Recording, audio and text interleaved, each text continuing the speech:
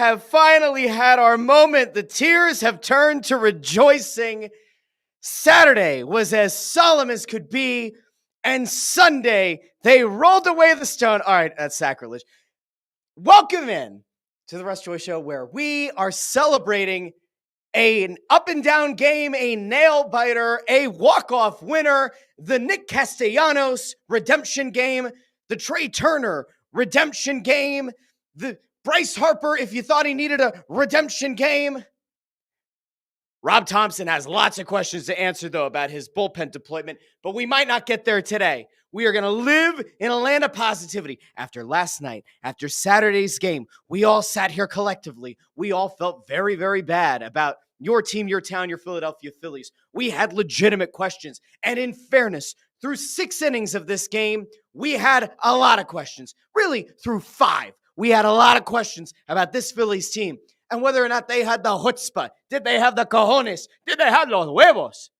And sí, señor, they did. Because this Phillies team that struggled to hit through 5 innings again, it started to look very similar to Saturday. People were starting to get very nervous. The group chats were getting very nervous with thoughts of Grimace smiling over their passed out bodies. It wasn't great. Through 5 innings, a lot of panic texts were going around. But if you believed in this Phillies team, they made you look like a genius. And if you were ready to write off this Phillies team, these cardiac kids, the lineup in the 6th inning woke this thing up in a big way. Bryce Harper ties it with a 2-run jack. Then back to back. Nick Castellanos goes up, crushes one, knows the second it hits his bat that it's out. And oh, by the way, in the midst of this game, Nick Castellanos also had a very interesting reaction to getting booed in an at-bat. Was it the 4th inning or the 5th inning? I was driving when it happened. But Nick Castellanos gets booed in the midst of one of his at-bats. And it's not that he didn't take too kindly to it, but he certainly noted the fact that he was getting booed by the Philly fans. And almost akin to what happened not that long ago. I mean, it seems like it was yesterday, but that Alec Boehm moment, I effing hate it here. All of that sadness that turned to rejoicing to him saying, I love it here. Castellanos kind of had his own moment. I'm actually going to throw this over here for those of you who didn't see it. I assume you all did, but if you were like me and you were in the car at this point in time, you didn't see this. But Castellanos early in the game, let's see, it was the 4th. I was right. It was in the 4th inning. He starts getting booed mid at bat. And I just want you to look at what he says. We can ascertain through basic lip reading what he said. But we're going to go here really quick. Here he is. And there were people going, all right, well, what did he say? How do we know? And it looks like he says, and I mean, if we're being honest here, if we're being fair, it looks like he says, these fucking people. That's what it looks like he said. Is that what he said? I don't know. My thought is that, yes, that is what he said. And what does Castellanos do? He goes out there in the 6th inning, and he crushes a home run. Absolutely embarrasses Severino. And then Castellanos gets to come back up later in the game with the game potentially at the swing of his bat. Trey Turner gets on base. Bryce Harper, we think, wins the game with a line drive to right field that goes, 7 inches foul. They try to get him to chase away. He doesn't. Castellanos comes up. If you are the most cynical of Phillies fans, if you're like me and you're like, hey, it's great that Castellanos had a big moment, you know that down the stretch he was huge for this team in the regular season. I don't think anybody expected the heroics out of Nick Castellanos tonight, but boy, did he prove all those people wrong. Did he prove those doubters wrong tonight? Castellanos goes up and he wins it on a walk-off. It is amazing what a couple of innings of production at the plate can do. Now, Castellanos had himself in a very interesting place because after Saturday's game, he was quoted as saying the shadows were a big reason why the Phillies offense struggled so much in game 1, is that the shadows were making it hard to see the ball, hard to see the rotation of the ball. And he pointed to the fact that, there had only been 1 run scored through 7 innings, and it was that Schwarber bomb in the first. And so they were all over Castellanos. And if that quote had come out on a Thursday instead of a Saturday, good God, we know how sports talk radio would have run with it. And if Castellanos hadn't gone out and had this redemption game tonight, and the Phillies had lost, which, by the way, it looked like they were going to on multiple occasions tonight, that would have been a very bad time. It would have been very hard to be Nick Castellanos. And yet, boy, oh boy, he more than lives up to the contract. Now, we have to be fair here. Castellanos has exercised a lot of demons from postseasons past, where we have actively wondered where he's at. Where is this guy that we thought was going to hit somewhere in the vicinity of 300? A guy who could, potentially get you 30 home runs, over 100 RBI. Where is that guy? Where does he go in the postseason? He had the game of his life. I would argue that this game is the biggest postseason game Castellanos has had in his career. I'd say this is probably a top 3, top 4 all-time game for Nick Castellanos in his entire career. Because let's just make sure that we level set here really quick, okay? Make sure that for a second, we put into full context just how massive those 2 at-bats are. And those are the only 2 I want to focus on with Castellanos. The one in the 6th that follows Harper, that is a perfect situation where Citizens Bank Park is rocking. Harper gets you to within 1. Castellanos goes up, and if he has a bad at-bat, the energy is sucked out of the stadium. But he doesn't. Castellanos goes up, crushes one, has a beautiful, we can't show it on the stream because we know how this is with YouTube. They'll take down the whole video. But Castellanos has this beautiful, beautiful celebration.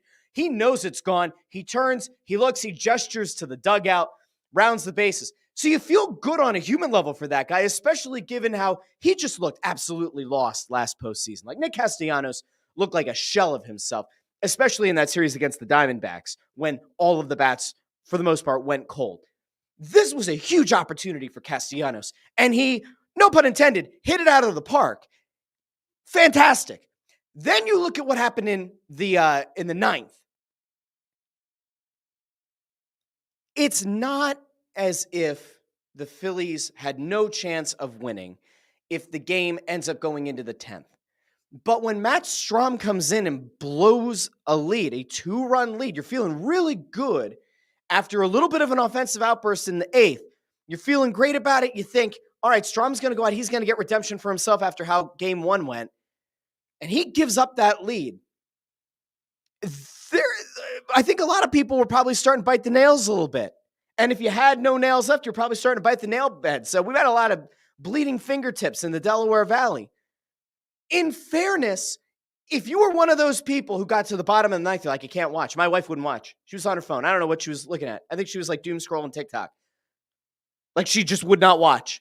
My sons, who have now all of a sudden turned into sports fans after many years of not caring about sports at all, they have finally bought into it.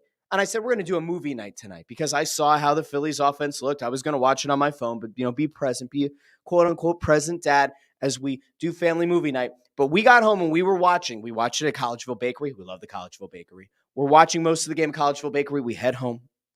We sit down. Phillies are behind. It's not great. They go up. They come back. We're watching this. And I say, this is legitimately one of those situations where, as a parent, you wonder why you raised your kids to be Philadelphia sports fans when you watch Strahm blow the lead. And my wife pretty much said it best after Castellanos wins the game for the Phillies. She looked at the boys and said, you are so lucky to be growing up in a time where there are Philly teams that are actually competing for championships and are giving you these kind of moments. Because Lord knows, if you were a 90s kid and you weren't a fan very, very early in the 90s, there wasn't a whole lot of winning.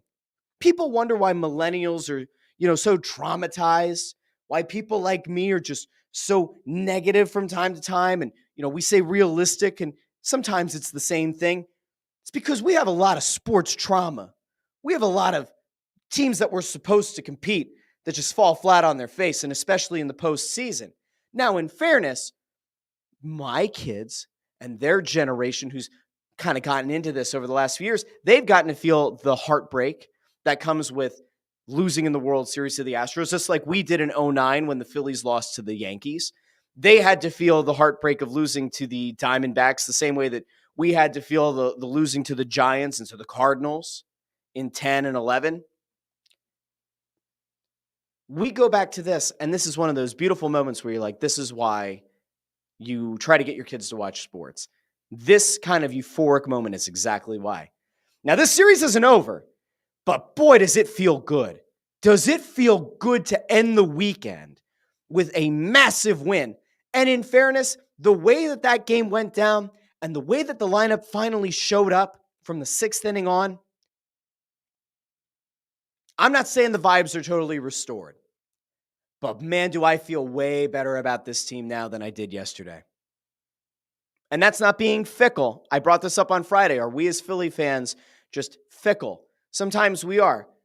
They pretty much no-showed yesterday. Today, the bats came alive late in that game. You got to give them props. Now, I do want to get to Cristopher Sanchez. I do want to get to some other stuff.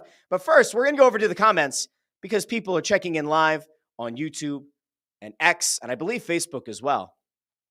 How you doing up there? If you haven't been here before, we got the 2-camera setup now, so we go over here for the comments. It feels a little bit more personal. People don't seem to like, if you go over and you're reading a comment over here and you're reeling off to the side, people are like, what are you doing? So I come here. How you doing? All right, let's go to the comments and see how the people are feeling today. I threw out the phone number, by the way, on Twitter. If you wanted to leave a message, we could play it on the show. And to my knowledge, I think I've gotten 1 or 2. And one of the messages is absolutely glorious. And I don't know if it'll actually work if I try to pull it up here. But it was just a guy yelling that the Phillies are bad. Let me see if I can get it. Yeah. So this is at the end of the game. I don't know if this was supposed to coincide with the Phillies falling behind. I don't actually know what this was. The Phillies are bad. Like that. That's what it was. I think it said the Phillies are bad, unless this guy angrily said the Phillies are back. But I'm pretty sure he said the Phillies are bad. Anyway, it doesn't really matter, does it? No, it doesn't. Let's go to the comments. Andrew Fawcett over on YouTube says, I won't say anything negative about Castellanos anymore. Chris Freed says, Russ, you need some better intro music. Come on, aren't you a pro wrestling fan? You know how important the entrance is. Yeah, well, Chris, we go with the free music for now. When we get to that drive to 500 subscribers on the YouTube channel, perhaps I'll shell out for a nice actual intro song. I will point out, if you're unaware of it, we are in the midst of the drive to 500 subscribers on YouTube. Once we hit the 500 subscriber mark, I'm going to give away a free jersey, the jersey of a random viewer's choice. I'll do a random selection within 7 days of the channel hitting 500 subscribers. I will notify that person, or I'll announce them on the show. I'll figure out how to get in touch with them. But I'll put it out to that person. They'll get to choose the jersey of their choice. It could be a Flyer, it could be a Philly, an Eagle, a Sixer, Union player, could be a vintage one. Doesn't matter, up to $175. Which for some of you is going to be really beneficial. I did that because Flyers jerseys, especially like a Matvei Mishkov jersey, is like $175. That's crazy. But if you want to figure out another one, like it's a retro jersey and it's for whatever reason like 140, and you're like, oh, I don't know, Russ. Like, what do I do? What do I do with the other 35? I don't know. We probably don't do anything with the 35, but maybe I don't know. Drive to 500. If you haven't subscribed to the YouTube channel yet, at the Russ Joy Show, please do that. And again, you get entered automatically to win, and I'll do the drawing within 7 days of hitting 500 subscribers. So anyway, we'll get there with the entrance music, Chris. Let's get to 500 subscribers first, and then I'll figure it out. Landros says 7, 8, 10, but I'll take it. It was CT Landry yesterday, I believe, is the one who threw out, I think the Phillies bats are going to wake up and they're going to score 10 runs. And everybody thought it was kind of a joke. They're like, after putting up a single run on a leadoff home run, there's no way that the Phillies go and put up 10. And then I saw CT Landry tweet at me, I think around, was it the 5th inning? I think it was around the 5th inning, 4th inning or 5th inning. CT said, like, I want to retract what I said. CT sounded like me talking about the 45 down to 30% Mets attendance. Andrew Fawcett asks, can we all breathe now? Yes and no. We're going to get to that in a second because the gamble on the pitching shakeup worked, at least in game 2. We're going to talk about the pitching matchup coming up here shortly. Cole checks in over on X, says, fuck the Mets. Andrew Bagley also says, fuck a Met. Not the Mets. Not the Met. A Met. I don't know which Met it is that Andrew has particular beef with. But Andrew, you're welcome to think. What a game. Let's go, Phils. JH says, big clutch W for the exorcism team of South Philadelphia. I said, Castellanos, if nothing else, exorcised a lot of demons tonight. We have to be fair. And I've been about as critical as anybody else when it comes to Castellanos. Does it still drive me nuts that he goes up first pitch swinging virtually every at bat? It does. But I got to listen to him, and I don't know if you did. After the game, Castellanos was interviewed by Fox, and they asked him to run them through the final at bat. And he said that when he fell behind 0-2, he wanted to go down. He was like, if they blow a fastball by me, I would rather that than me go swinging at something in the dirt. Like, he didn't want to have an embarrassing moment where he's chasing a pitch. And he was locked in, and he crushed it. David Castleman over on YouTube says, Rusty, sound gassed, love your passion. I am not gassed. Although, I'm very tired. I stayed up until 2 a.m. doing work so I could spend the day with the kids. And of course, if you're a parent, you know this. When you try to dedicate a day to spend with your kids, they tend to become the worst versions of themselves. And that was today. It was like all of my kids, if we took the worst versions of them and turned the knob up to 10 and then broke the knob, moving it beyond 10. That was my kids for most of the day, but then they kind of settled down. And then we went to Collegeville Bakery. We had some great pizza. We had a wonderful moment. I love that place. It's fantastic. They don't sponsor the show, but they're a great place. I like them a lot. But we were watching the game there, and that kind of got them locked in. We listened to it on the radio on the way home. We watched it here. It was great. I think I'm a little bit yelled out. I think that might be where it's at. We also did the playground. A lot of crazy things happened. Kids were good at the playground, so that's good. Anyway, not totally gassed. I am tired, though. I'm on very little sleep, and I'm getting very little sleep because I have a very early flight tomorrow to go out to Vegas for work, which is going to potentially mess with our show times this week. We'll get to that towards the end of the show. Andrew Fawcett says, bonus joy on a Sunday, better than an Eagles game. That's exactly right. If nothing else, we could probably put significant money that the Eagles would have somehow let us down today. And instead of that, we had the Phillies stringing us along for a very long period of time, but then giving us the win that the Eagles might not have. I also noticed Nick Sirianni not pictured in attendance at Citizens Bank Park today. He was in game 1. Loser energy, folks. Loser energy. They sent him away. I don't know where he is now. Maybe they'll send him to Citi Field. I think that we should absolutely go for that. Send Sirianni to Citi Field. Call it Sirianni Field for the next 2 games. I made myself laugh. That's a sign I'm tired. Connor Allen, never a doubt, Russ. To the Trap Tavern we ride. Trap Tavern's great. They also don't sponsor the show, but I like Trap Tavern. David Castleman says, I ran out to pick up a pizza after Turner walked. My fiance called me to tell me about Nick's home run. There were a lot of people. I'm going to look and see if I can find some of the tweets really quick because they were very funny. But people mentioning where they were in a given moment and how they weren't allowed anymore. Oh no, I just saw a tweet. I got tagged in a tweet that makes me nauseous. All right, we're going to go over to this really quick because it comes from it comes from a co-host of mine, and I am flabbergasted by what I've seen here.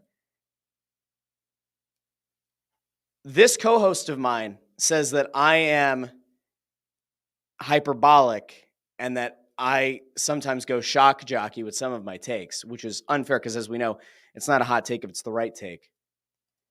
Anthony Sanfilippo puts on Twitter, is Nick Castellanos the greatest Division Series player ever? 610-592. Oh, no. Anthony, what are you doing? I know the joke. I'm the one who created the joke on the original Crossing broadcast back in 2017. The 610-632. What are we doing here, Ant? No, Castellanos isn't the greatest Division Series player ever. Stop. Even as a joke, you can't do that. Let the man live his life. Let Castellanos have a good moment. Don't start to stir up awful controversy. We're going to go back to the comments. I can't.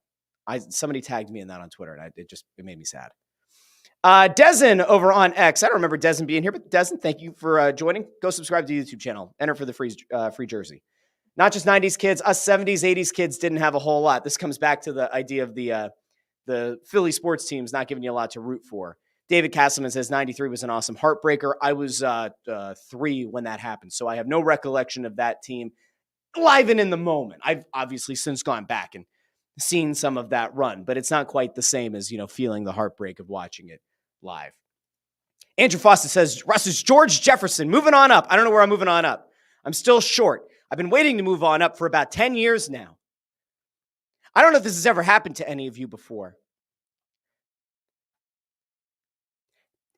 Some of you might be vertically gifted. You might be 6'3". You might be 6'4", 6'5". I think when you go past that, it's a little bit uncomfortable. But some of you were tall people, vertically gifted. Some of you are like me. You're vertically challenged. We weren't given great genetics to help us grow. Perhaps we've adversely impacted our own growth because we didn't eat vegetables until we were 28. It's fine. It's no big deal. But some of you might know what I'm talking about when I say you'd go to Google and you would check just to see what's the oldest you could be to have a growth spurt, because you're told it's sort of around 19 or 21 or whatever it is. But when you get to 29, growth spurt 29, those sites aren't as reputable anymore. When you get to 30, it's like an old Zanga profile. And if you go beyond that, it's like the early days of the internet. And I'm pretty sure none of those websites are actually real. So, no, I don't think there's any moving on up.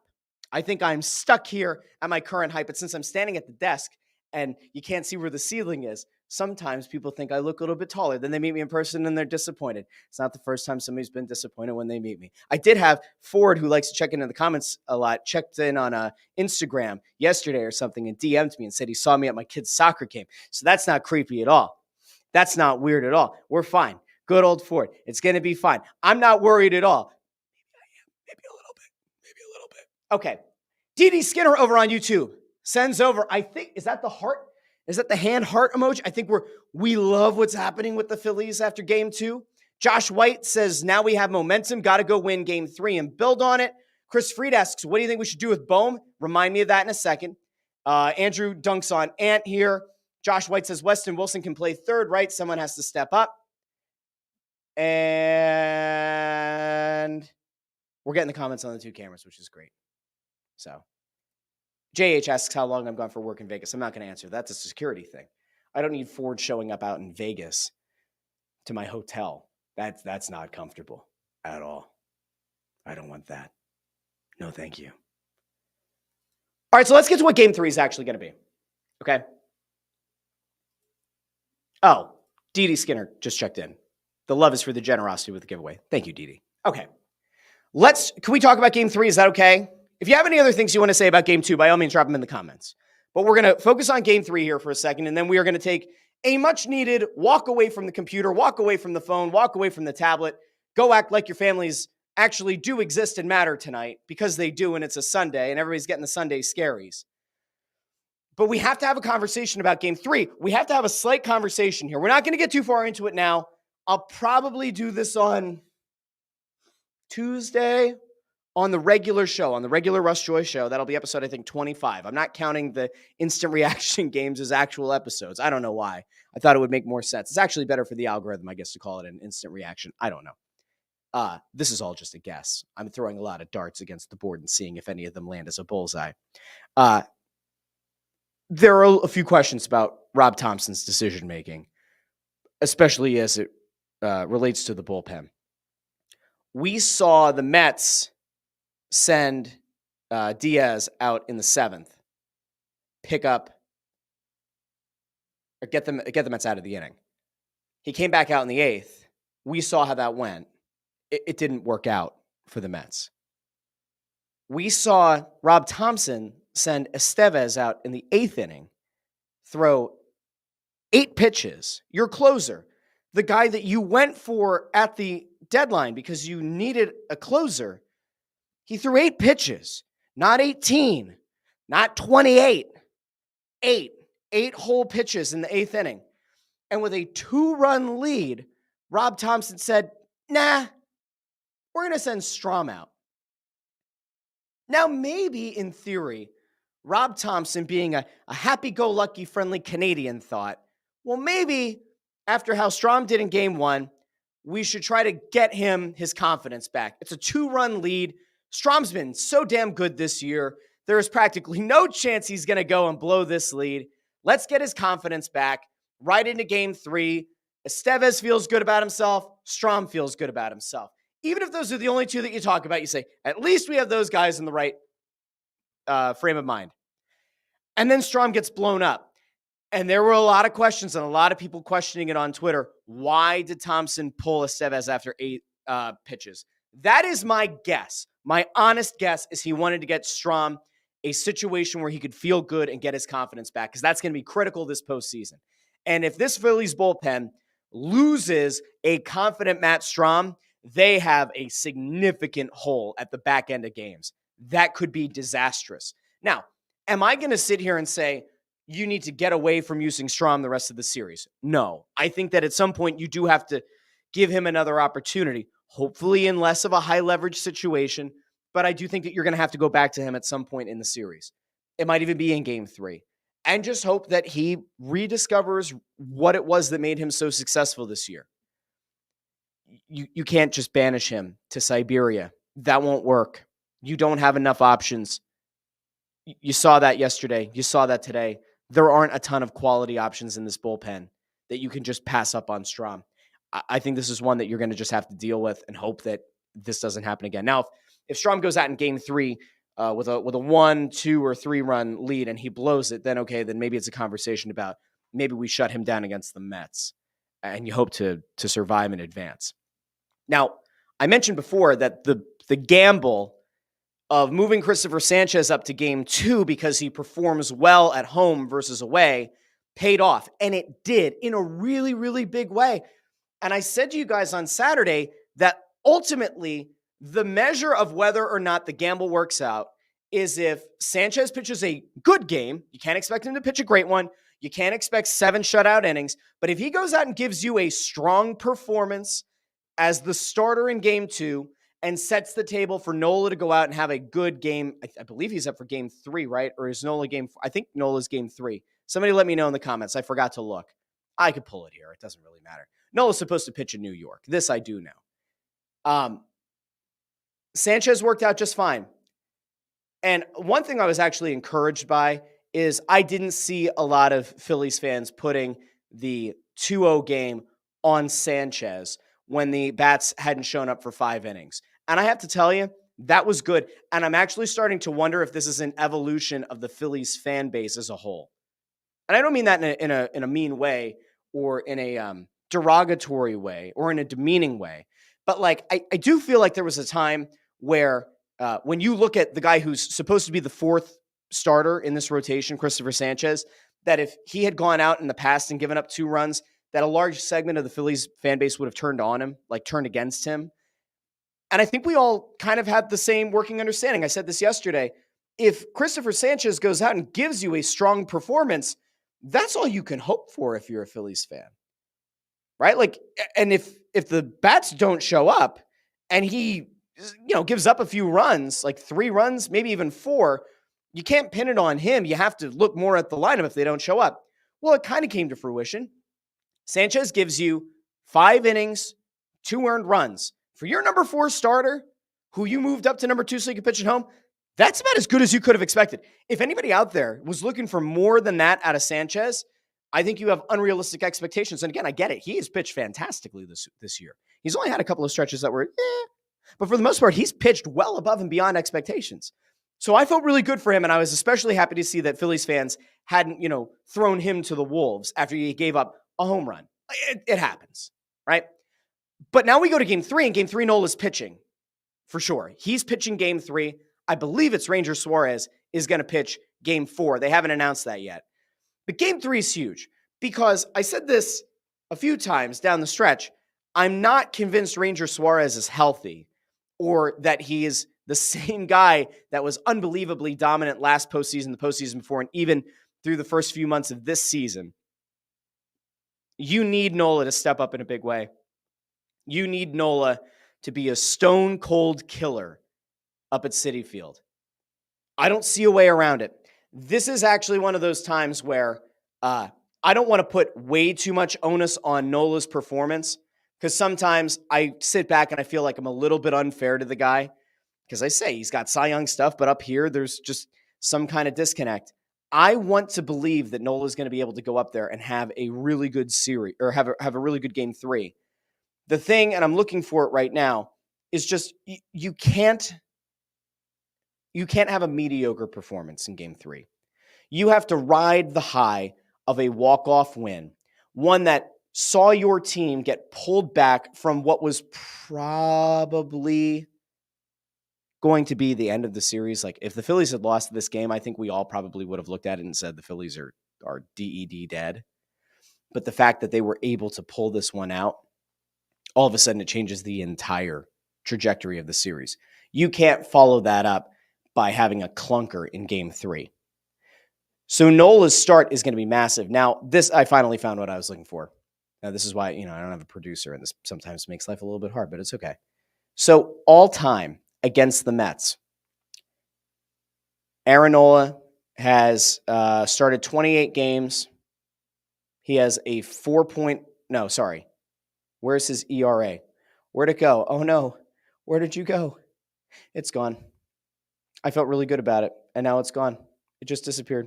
All right, whatever. Doesn't matter. Not a big deal. It's fine. We're just going to act like this didn't happen. This is the beauty of a live show.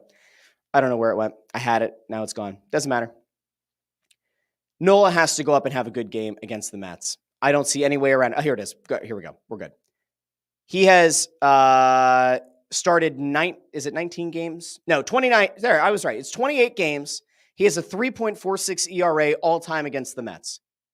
He's 10-9 all-time against the Mets. 3.46 ERA in 28 starts. Okay, that was really embarrassingly bad, juggling through baseball reference, but bear with me. 3.46 ERA is fine. What are one of the things that we probably, I'm not doing the game-by-game breakdown here. What is one thing that we could probably assume here if he's 10-9 all-time with a 3.46 ERA against the Mets? It means that the run support has been an issue for him against this team. If there's a positive that you take away from game 2 that you hope is going to carry over to game 3, it's that the bats are going to start hot. If Aaron Nola is given a lead, a 2-run lead, a 3-run lead in the first 2-3 innings, I'm very confident that this series is going to be done. The Phillies will go up 2-1.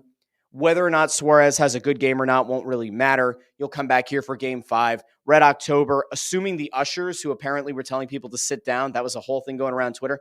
Assuming the ushers don't tell people to sit down when the Phillies are in the field. I have no idea what that is, but it's been going around like wildfire. This is why you go for home field advantage, because playing at home in a decisive game 5 is massive. I think if Nola gets a little bit of run support, they're fine.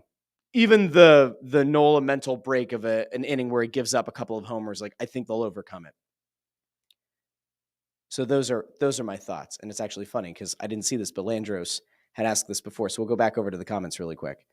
Your boy Nola in game 3. I think that there's a chance that things go okay.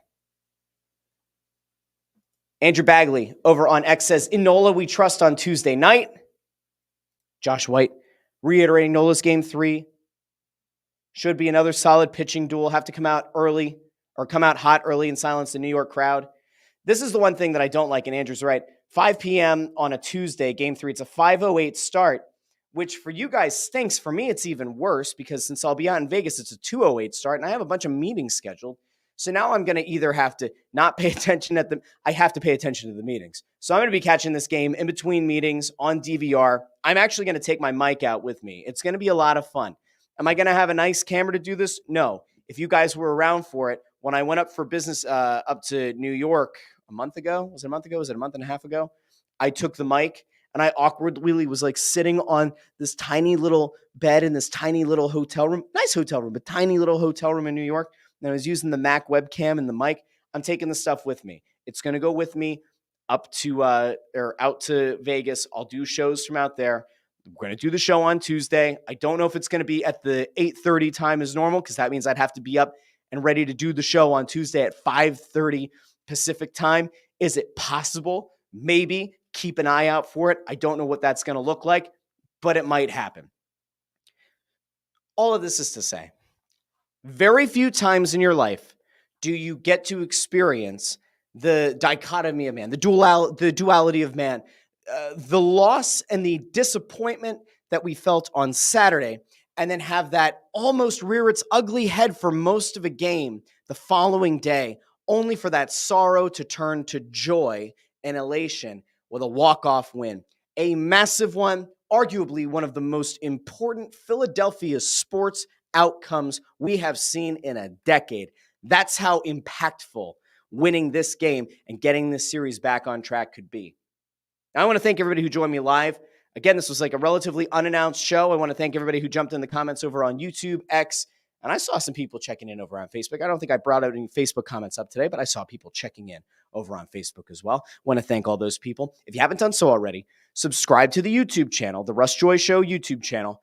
Get entered. The drive to 500 subscribers. Once we hit 500 or go past it, within 7 days, I'm going to pull a name, the random viewer. That person's going to win a jersey of their choice up to $175 value. So if you haven't subscribed yet, now's the time. You have friends or family who like Phillies sports, not you, Siri.